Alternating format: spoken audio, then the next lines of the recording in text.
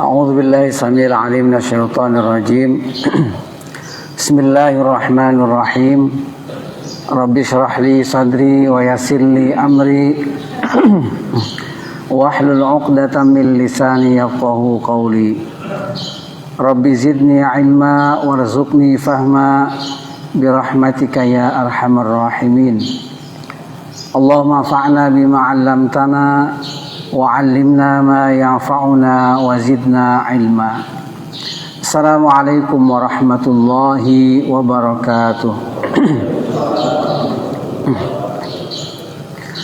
Alhamdulillah wassalatu wassalamu ala Rasulillah Muhammadin bin Abdullah wa ala alihi wa ashabihi wa mawala amma ba'd.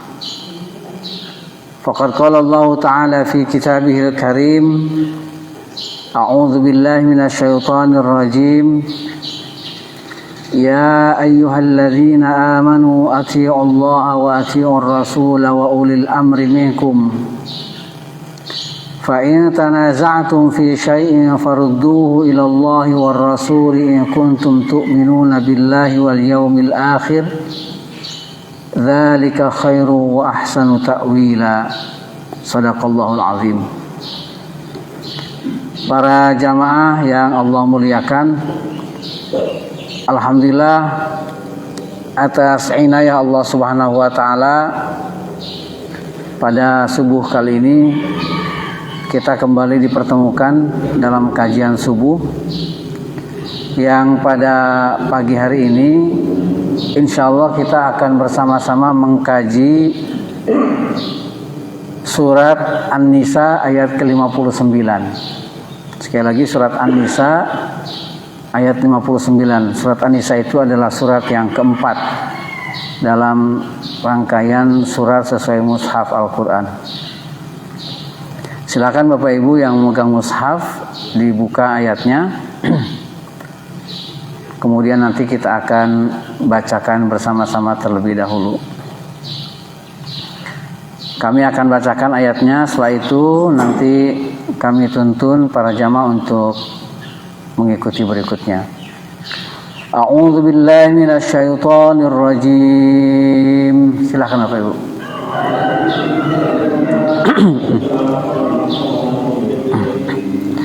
Bismillahirrahmanirrahim.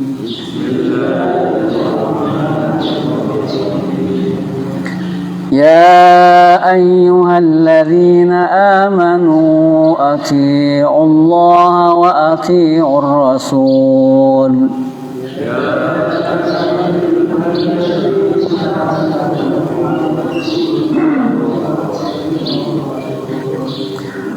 وأطيعوا الرسول وأولي الأمر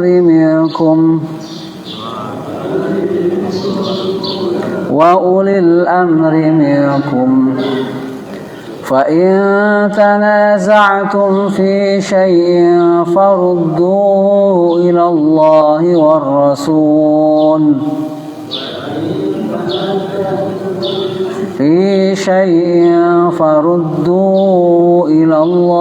والرسول إن كنتم تؤمنون بالله واليوم الآخر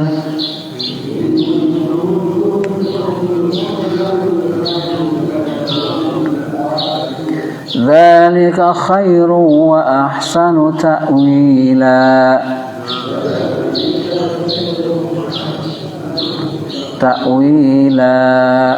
Baik, kita terjemahkan dulu ayatnya.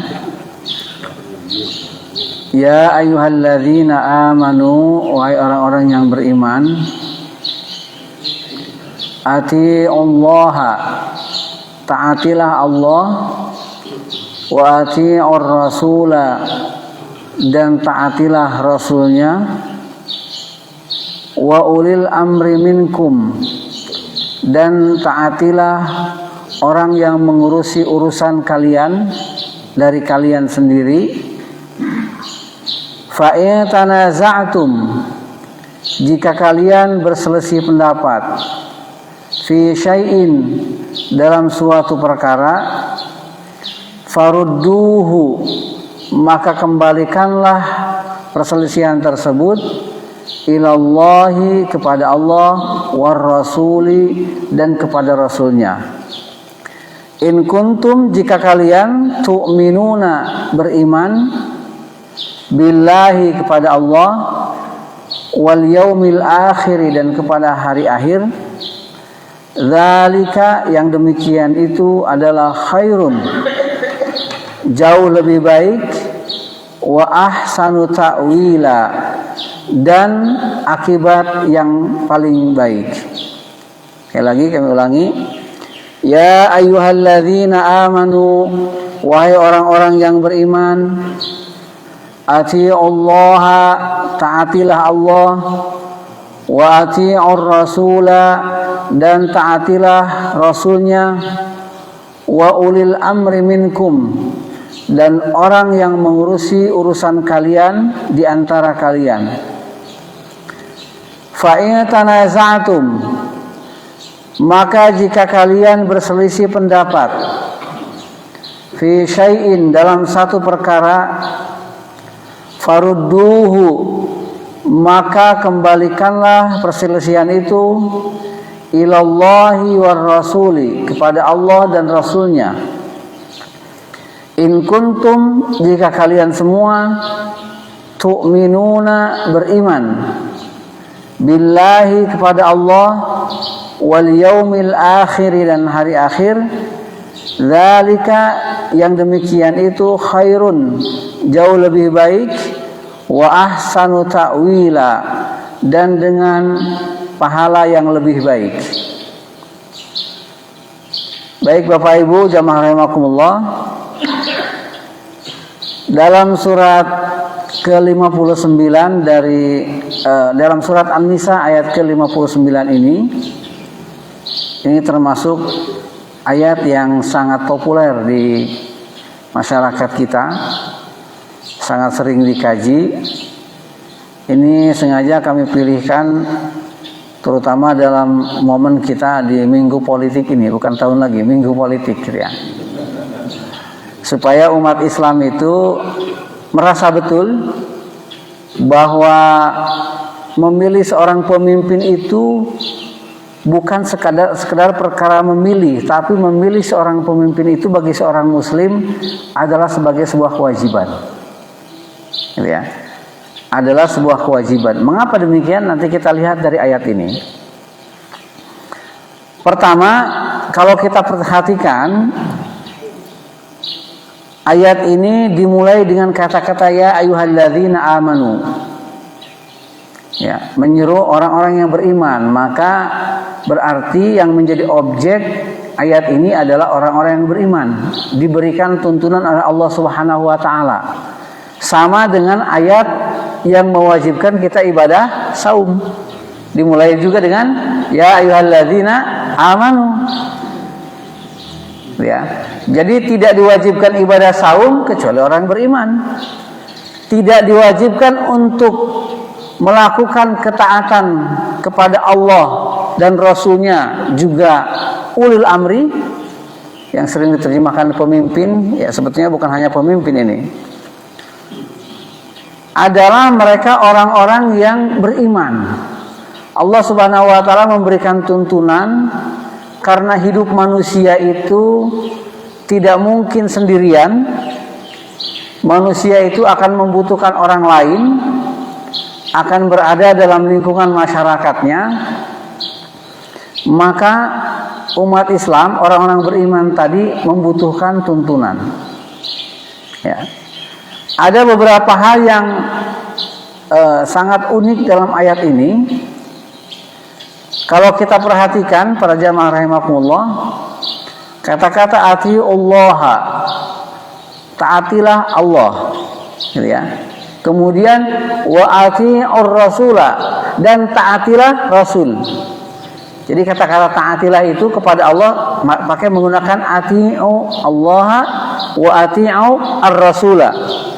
Tapi begitu bicara wa ulil amri minkum tidak ada wa atiunya lagi. Ya kan?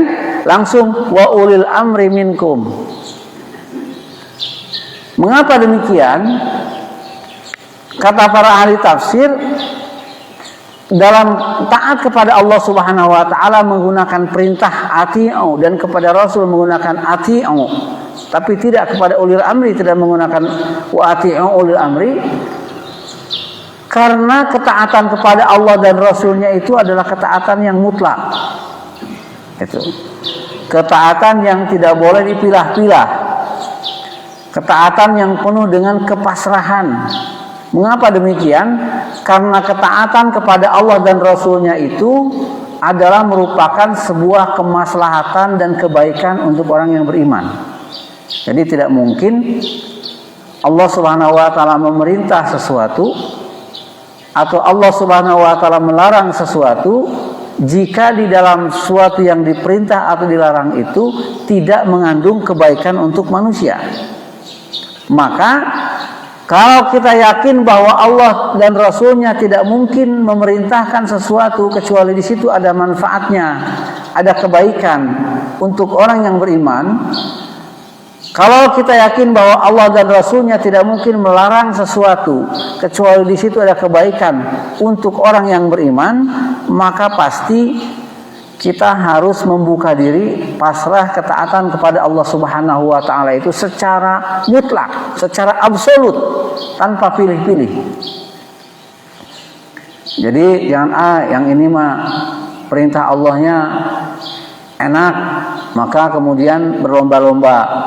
Oh, yang ini mah perintah Allahnya sulit, berat, maka kemudian bermalas-malasan. Semua perintah Allah Subhanahu wa taala apapun bentuknya harus kita lakukan meskipun sesuai dengan kemampuan kita. Demikian pula dengan larangan Allah Subhanahu wa taala apapun bentuknya harus kita tinggalkan. Ya. Nah, oleh sebab itu di sini kata-kata wa ulil amri minkum ya sering diterjemahkan oleh sebagian orang ulil amri di sini adalah pemimpin. Padahal sebetulnya ulil amri itu tidak mesti pemimpin. Tetapi ulil amri itu apalagi diidentikan dengan kepala negara, nah, itu terlalu sempit. Kata ulil amri dalam surat An-Nisa ayat 59 itu tidak hanya merujuk kepada kepemimpinan, apalagi kepemimpinan politik. Sebab kata-kata ulul amri dalam bahasa Arab itu adalah maknanya orang yang mengurusi, membantu, meringankan urusan kita. Itu ulul amri namanya. Jadi kalau istri kemudian dinafkahi oleh suaminya, dibantu, diringankan semua bebannya, maka suami adalah ulul amri untuk istrinya dan untuk anak-anaknya. Kemudian pemerintahan yang paling dekat dengan kita, misalnya Pak RT, Pak RW yang kita pilih, itu juga ulul amri.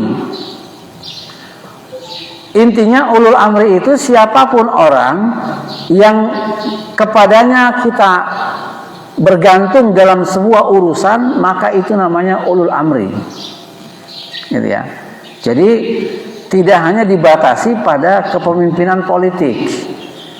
Meskipun ya, kepemimpinan politik itu juga bagian dari kata ulul amri itu. Jadi tidak dibatasi. Oleh sebab itu siapapun yang memiliki otoritas terhadap diri kita, baik dia individu ataupun lembaga, perorangan ataupun lembaga, yang dia memiliki otoritas untuk mengurusi urusan kita, maka itu adalah ulul amri. Ya. Kemudian kalau kita perhatikan ayat ini, ada kata-kata minkum, gitu ya. Wa ulil amri minkum, bukan wa ulil amri alaikum, orang yang mengurusi urusan kalian, tapi minkum.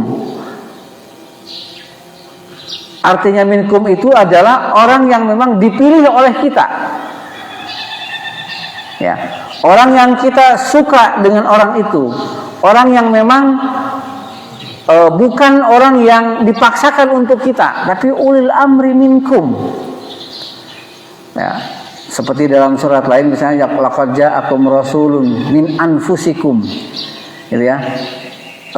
Allah Subhanahu wa taala menjelaskan telah datang rasul kepada kalian min anfusikum, bagian yang tidak terpisahkan dari kalian. Maka rasul itu bukan malaikat, bukan makhluk lain, tapi para nabi dan para rasul itu adalah manusia yang sama dengan kita, bagian dari kita, gitu. Maka dalam ayat ini wa ulil amri minkum, yang dipilih di antara kalian, maka kalian yang memilih, yang memberikan kewenangan untuk mengurusi urusan kalian, maka itu juga bagian yang harus ditaati. Tetapi tadi karena dalam ayat ini tidak wa'ati yang ulul amri, hanya wa ulul amri saja, maka ketaatan kepada selain Allah Subhanahu wa taala, kepada makhluk, ketaatannya itu ketaatan yang dibatasi. Batasannya itu adalah selama orang yang mengurusi urusan kita itu atau ulul amri itu tidak memerintahkan kepada maksiat terhadap Allah dan Rasulnya. Jadi kalau ada orang yang mengurusi urusan kita, pemimpin kita di lingkungan kita, bahkan pemimpin di level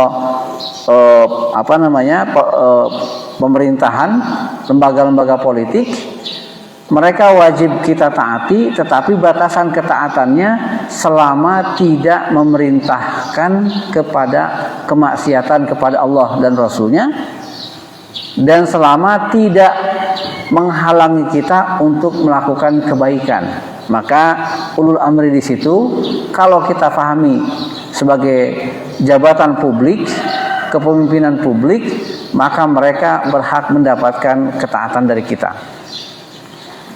Jadi dalam ajaran Islam itu dengan demikian, kalau kepemimpinan publik itu merupakan kepemimpinan yang paling tinggi dalam masyarakat, maka kepemimpinan publik itu baik di lembaga-lembaga politik ataupun lembaga politik juga terikat dengan ayat ini. Dimanapun kita berada, maka kita wajib mengikuti pemimpin kita.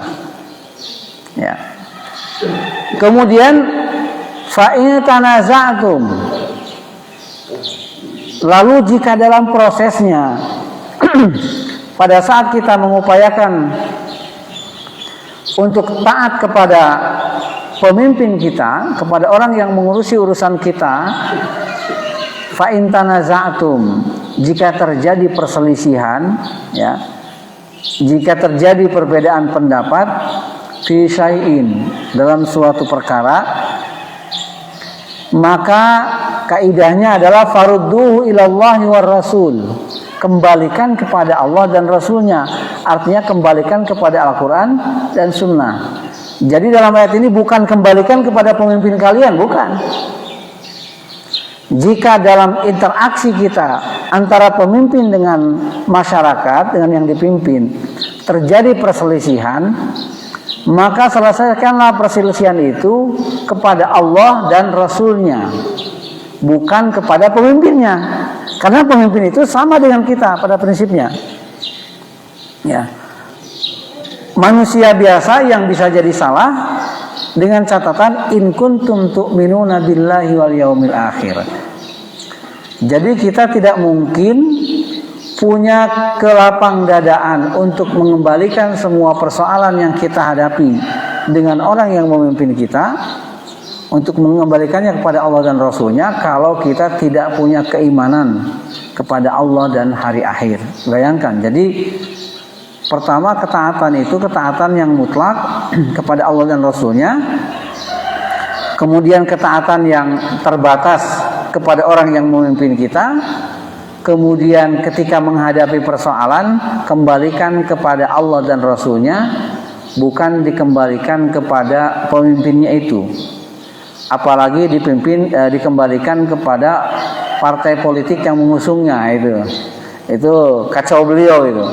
Karena di situ manusia punya hawa nafsu, yang biasanya hawa nafsu manusia itu lebih cenderung mendahulukan kepentingan pribadinya, kepentingan kelompoknya daripada kepentingan bersama-sama secara umum. Maka kalau terjadi perselisihan kemudian dikembalikan kepada pemimpinnya, sementara pemimpin itu bagian dari persoalan, maka kita tidak akan pernah bisa menyelesaikan, tidak akan bisa menyelesaikan persoalan dengan sebenar-benarnya. Ini pun catatannya, in kuntum tu'minuna billahi wal yaumil akhir. Orang yang akan pasrah kepada Allah dan Rasul-Nya ketika menghadapi persoalan di antara mereka dengan pemimpinnya itu akan kembali kepada Allah dan Rasul-Nya kalau mereka memiliki rasa keimanan. Maka di ujung ayat ini Allah Subhanahu wa taala menutup dengan zalika khairu wa ahsanu ta'wila.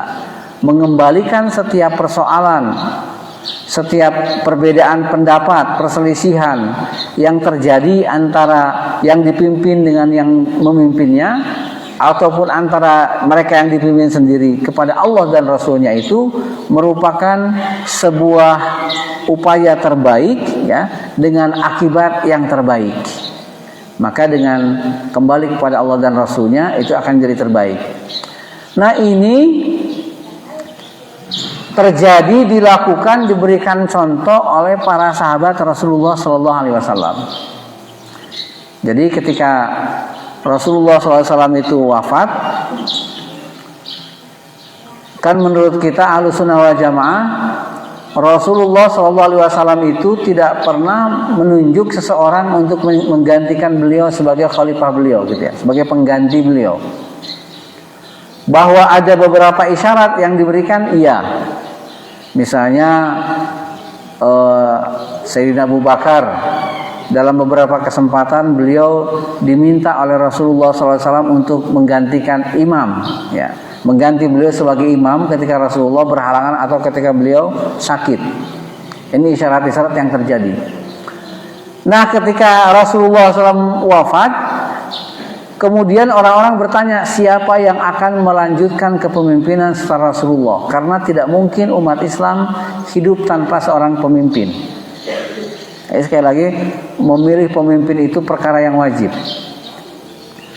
Maka sangat disayangkan kalau hari ini ada umat Islam yang masih berpikiran bahwa memilih pemimpin melalui mekanisme pemilu itu adalah sesuatu hal yang bertentangan dengan ajaran Islam, bid'ah gitu. Ini tertinggal pikiran semacam itu, jauh tertinggal daripada zaman para sahabat Nabi dulu yang masih jauh dari kata modern.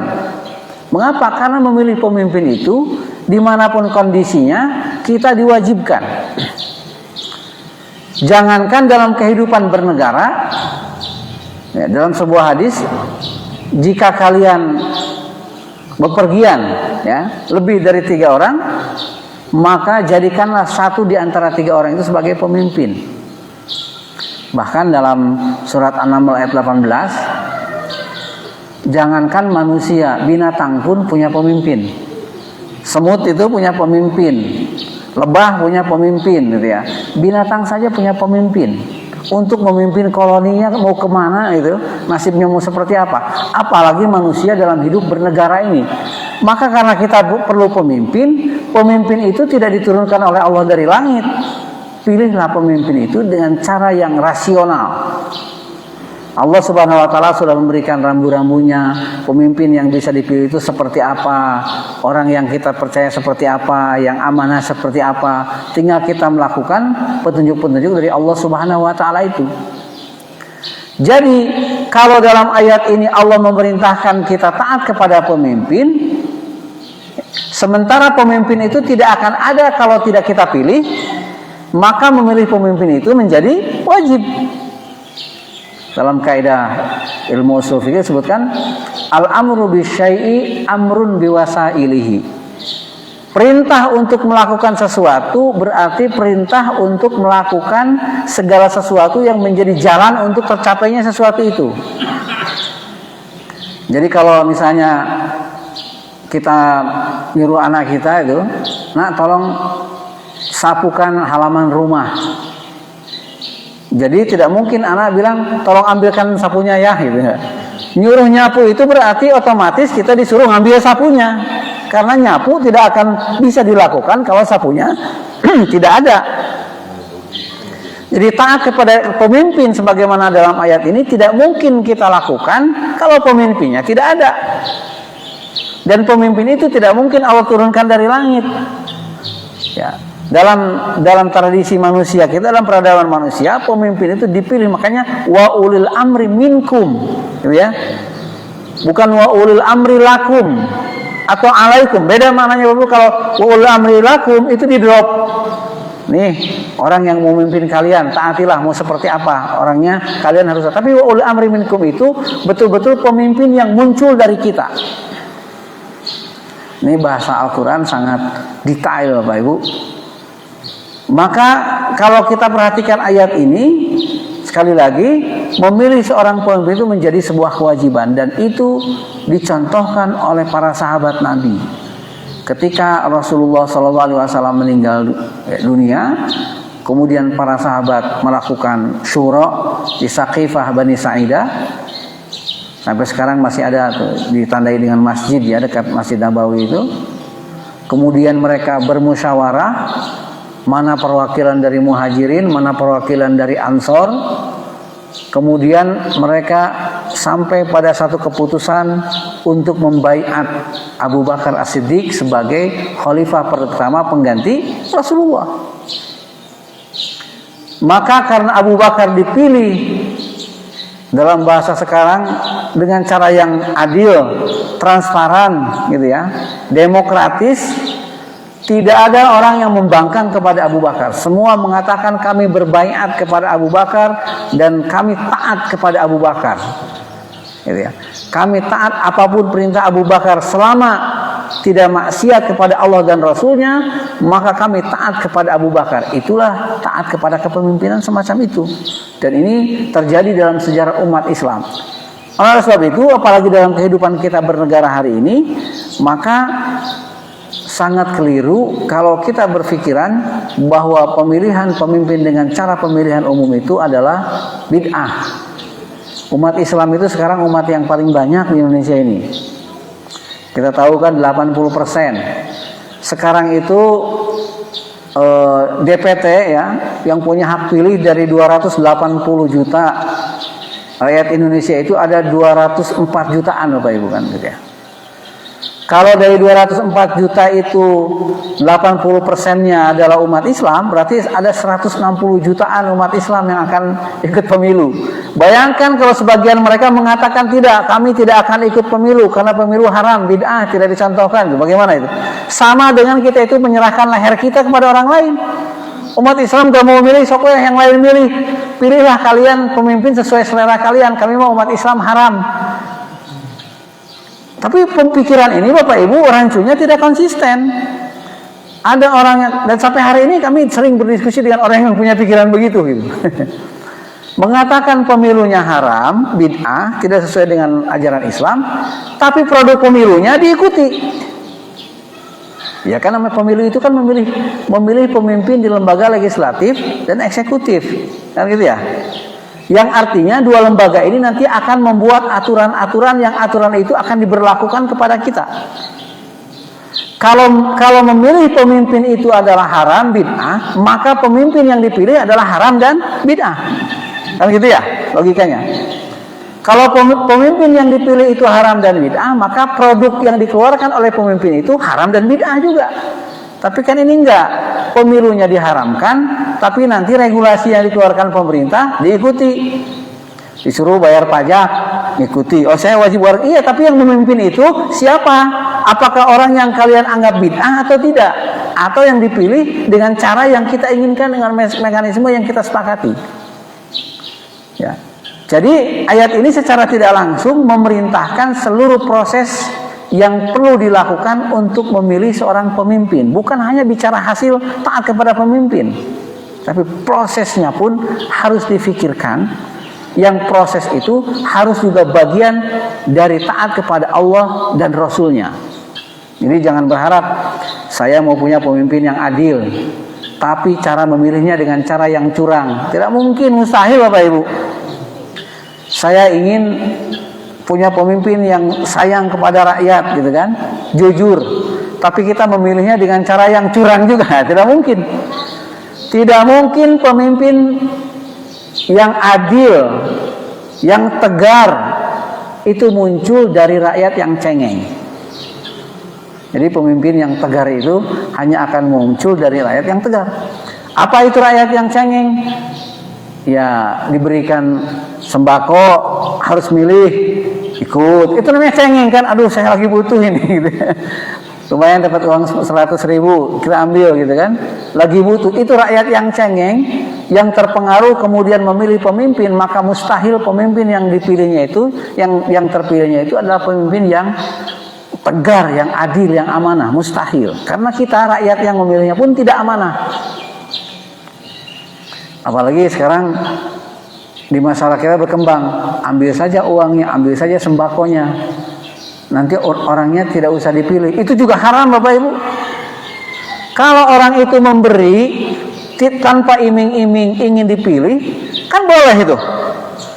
Memberi hadiah itu dianjurkan oleh Rasulullah, kan gitu ya. Tahadu tahabu kata Rasulullah. Saling berbagi hadiahlah kalian agar kalian saling menyayangi. Tapi memberi hadiah yang tidak ada iming-imingnya. Kalau ada orang membantu sembako ke masyarakat kecil sepanjang tahun selama 5 tahun, nah itu sangat baik gitu. Bukan hanya memberi sembako, memberi santunan ketika menghadapi pemilu. Apalagi yang bersangkutan bagian dari kontestasi pemilihan umum atau politik. Jelas sekali apa maksudnya. Kalau bukan suap menyuap, itu apa namanya? Itu bagian dari rusyah atau riswah yang disebutkan dalam oleh Rasulullah SAW, ar-rashi wal murtashi finnar. Orang yang menyuap dan orang yang disuap itu dua-duanya akan masuk neraka. Jangan dilihat kecilnya, ini kan cuma 50.000, cuma 100.000. Lah kalau yang nerimanya ada 1.000 orang kan berapa itu? Begitu orang itu terpilih, maka yang dipikir adalah kembali modalnya. Begitu tidak dipilih, stres. Kita sudah ikut andil membuat orang itu stres, Bapak Ibu. Apa tidak dosa itu?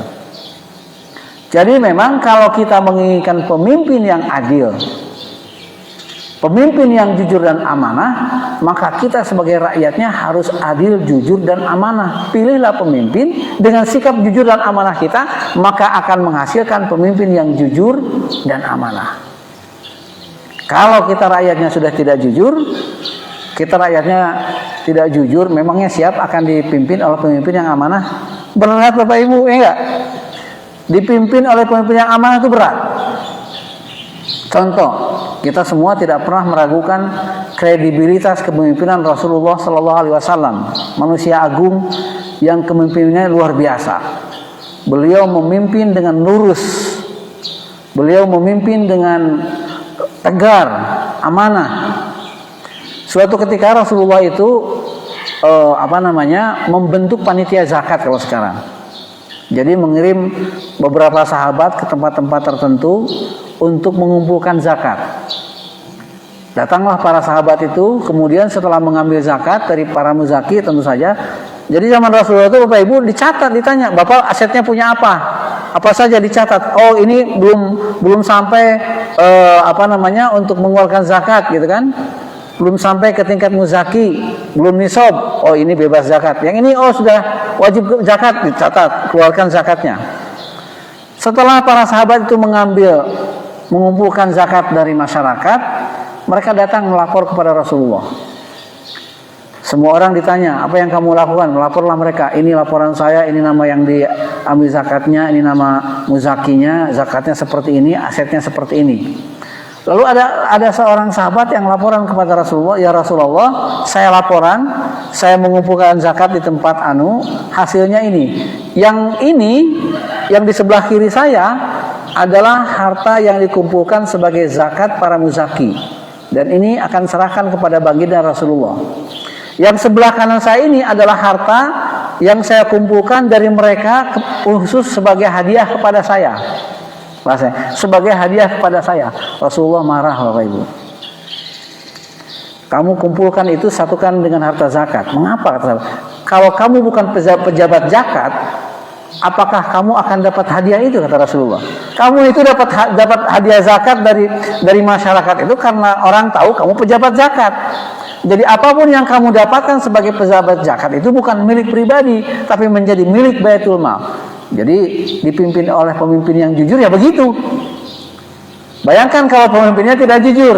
Wah gimana kalau itu nanti kita bagi dua aja ya sama tim sukses saya. Kan begitu. Tapi pemimpin yang jujur itu konsekuensinya adalah kalau rakyatnya tidak jujur juga tidak akan betah. Gitu.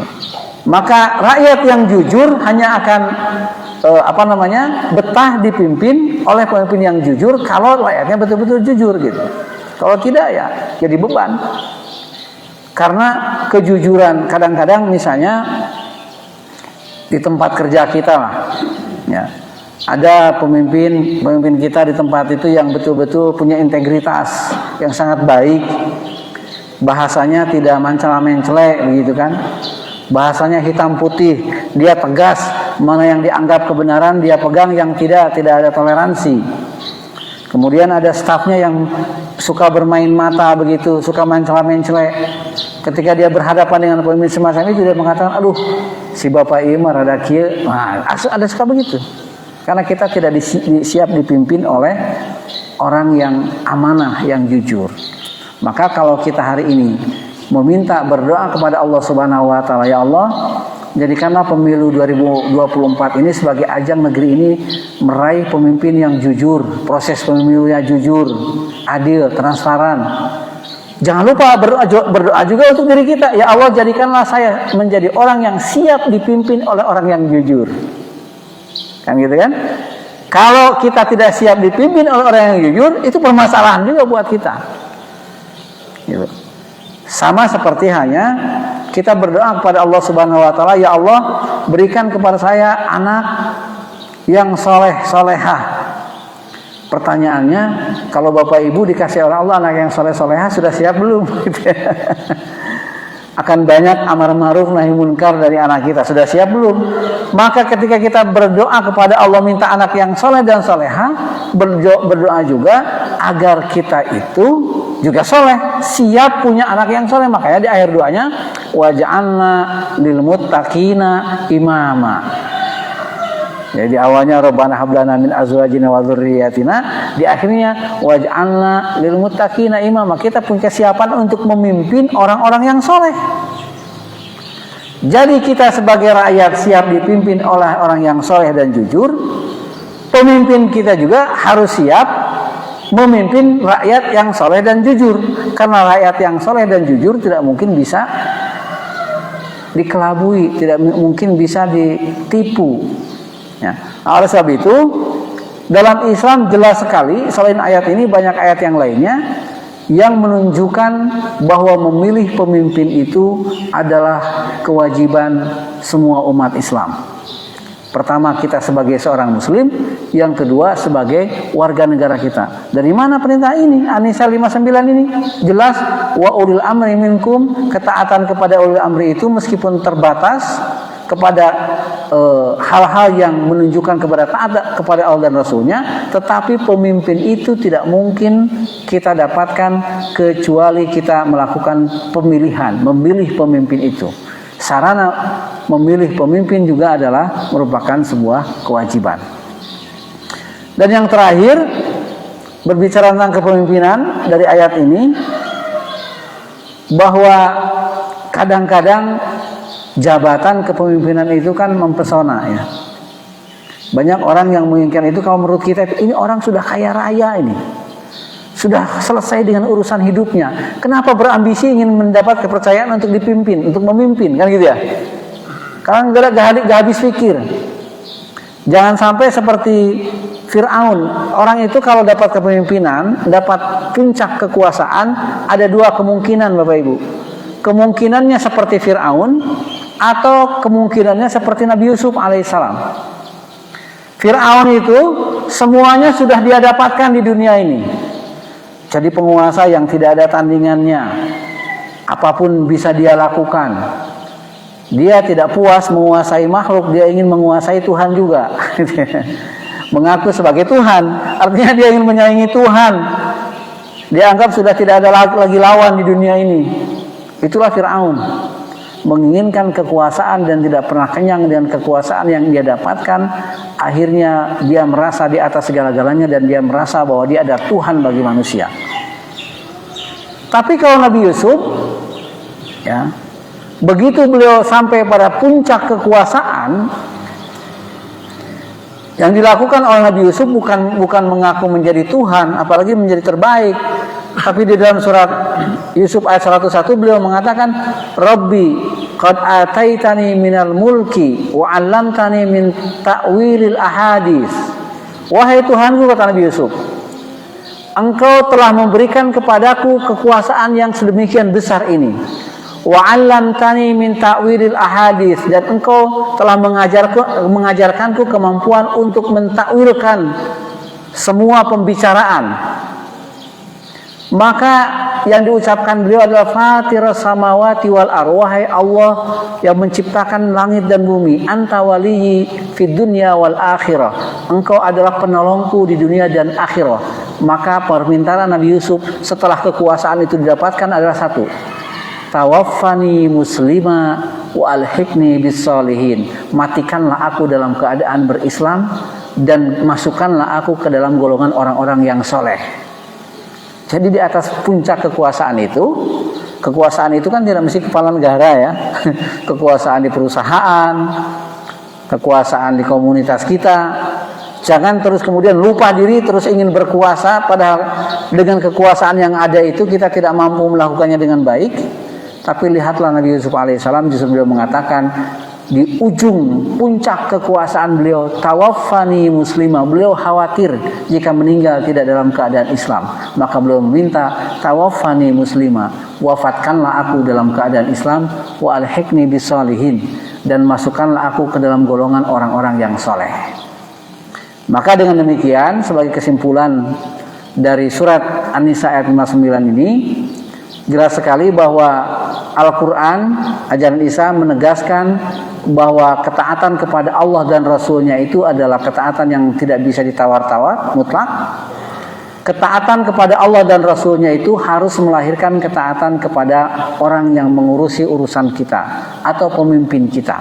Tetapi ketaatan kepada selain Allah dan Rasulnya adalah ketaatan yang dibatasi, yaitu ketaatan yang bukan pada hal kemungkaran, bukan pada maksiat kepada Allah Subhanahu wa taala. Yang kedua, jika taat kepada pemimpin itu adalah diperintahkan oleh Allah dalam Al-Qur'an surat An-Nisa 59, maka cara untuk memilih pemimpin itu juga sesuatu yang diperintahkan. Maka umat Islam tidak boleh apatis terhadap politik. Umat Islam harus ikut. Justru umat Islam yang nasibnya paling besar di negara ini, sebagai seorang muslim, kita punya kewajiban memilih pemimpin yang kita inginkan. Sebagai warga negara juga, kita wajib mengikuti aturan-aturan yang dibuat oleh negeri ini, yang jelas aturan itu tidak bertentangan dengan aturan Allah dan Rasulnya. Demikian para jamaah rahimakumullah yang dapat kami sampaikan. Masih ada waktu jika ada yang perlu kita diskusikan, mangga kami persilahkan. Nanya, Ustaz. Silakan, Ustaz. Tadi ketaatan pada Allah dan Rasul itu kan mutlak. Betul. Sementara kepada pemimpin ini tidak mutlak. Saya pernah mendengar satu kajian. Jadi kalau kita sudah milih pemimpin ini, dia mau zolim ke apakah itu, tidak boleh diprotes. Dia bacakan hadisnya itu dalam kajian itu. Nah ini kita kan terjadi kontradiksi nih. Di satu sisi kita milih dia, tapi kenyataannya tidak sesuai dengan apa yang kita harapkan. Zolim lah seperti itu. Di sisi lain ada hadis yang dia bacakan itu, nggak boleh kamu protes, kamu yang sudah milih, terima apa adanya gitu.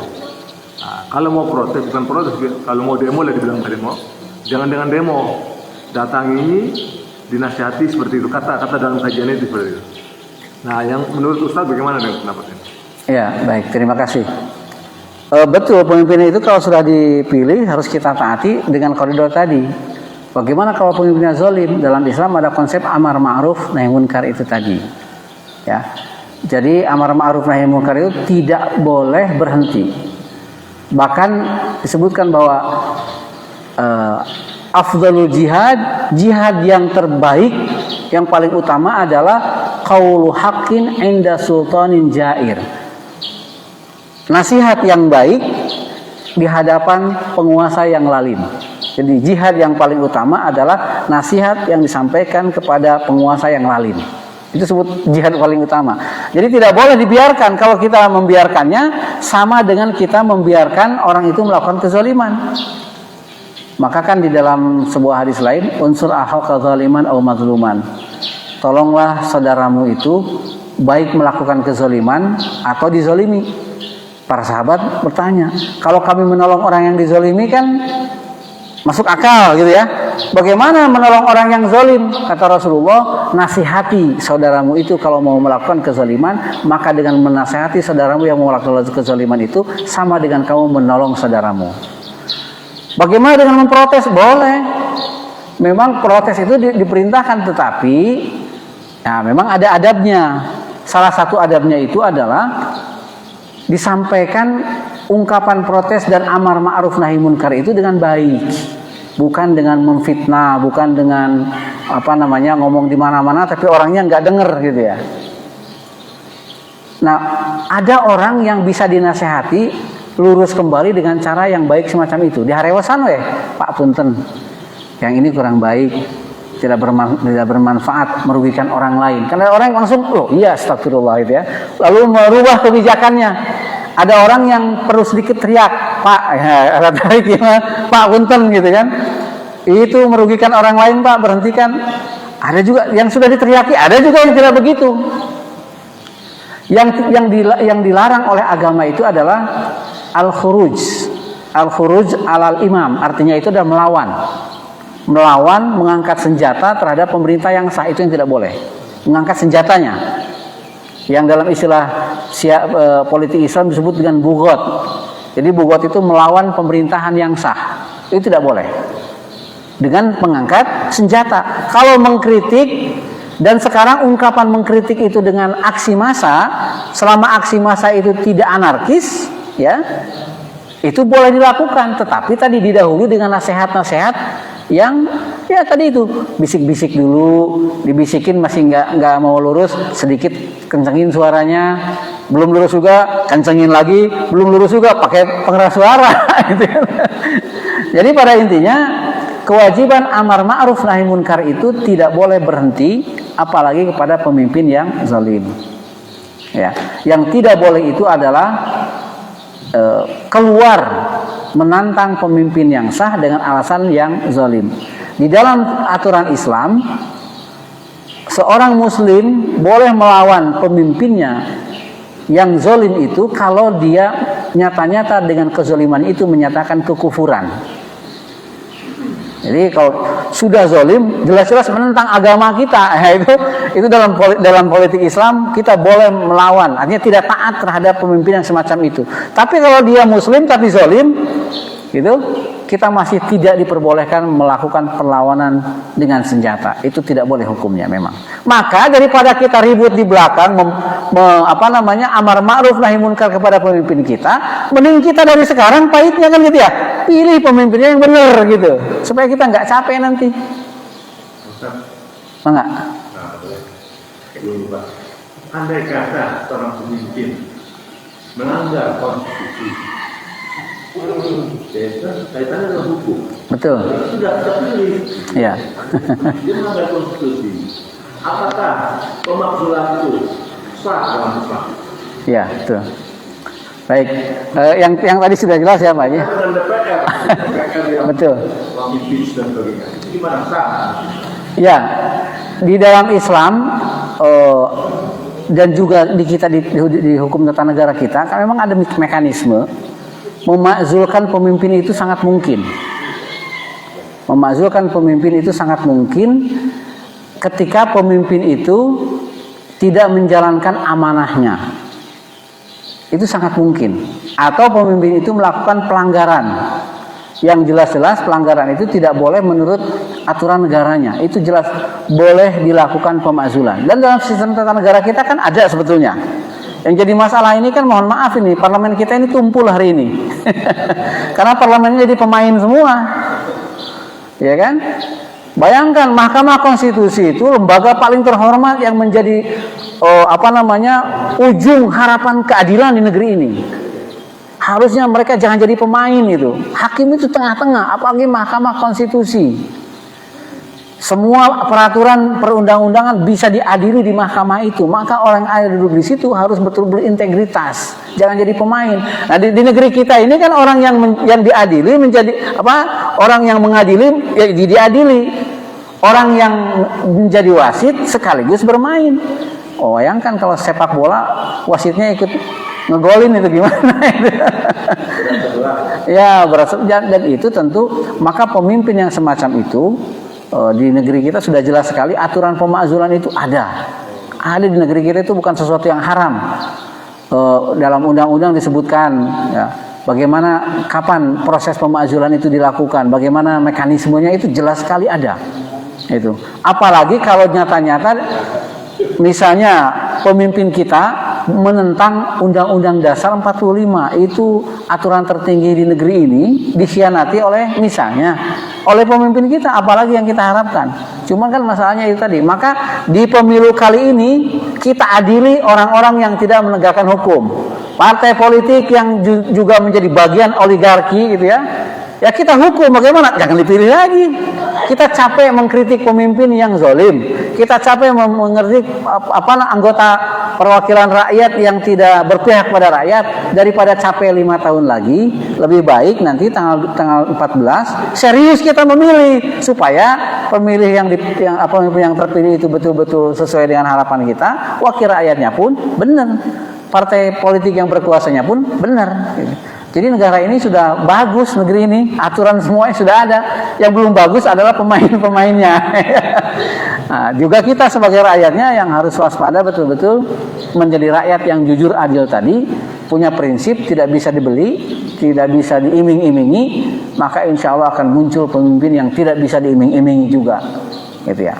Kalau kita dibodohi oleh pemimpinnya, maka pemimpin kita akan dibodohi oleh orang lain. Maka aset negeri kita akan habis dibodohi juga. Gitu.